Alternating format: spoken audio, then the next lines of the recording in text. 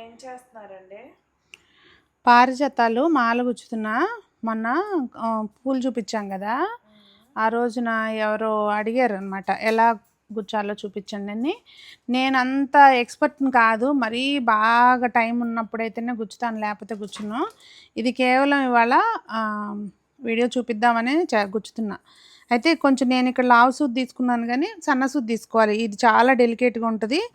దారం లావుగున్నా పర్లేదండి కొంచెం. అప్పుడు ఏంటంటే లావుగుంటే పువ్వు జారిపోకుండా.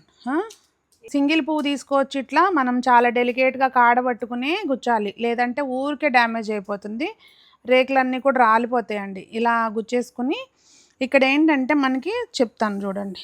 ఇప్పుడు ఇవి ఇలా ఉన్నాయి కదా, సగం సగం వరకు ఇట్లా గుచ్చుకోవాలి, సగం నుంచి రివర్స్లో గుచ్చాలి. అప్పుడు ఏంటంటే రెండు వైపులా ఇట్లా పైకి వస్తుంది పువ్వు. అర్థమైంది?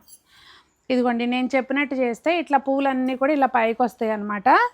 ఇదిగోండి, బుడ్డి బుడ్డి దండలేమో చిన్న విగ్రహాలకి, అన్నిటికీ కాదులేండి, వెంకన్న స్వామికి అలాగే అమ్మవార్లిద్దరికి. ఇంక ఇక్కడ చూపిస్తా చూడండి, ఇది ఎంత క్యూట్గా ఉందో. ఇలా ఇది ఎవరికి వేస్తానో మరి చూడాలి. సో ఇది సింగిల్ మాల అంటే ఒక సైడ్ కట్టే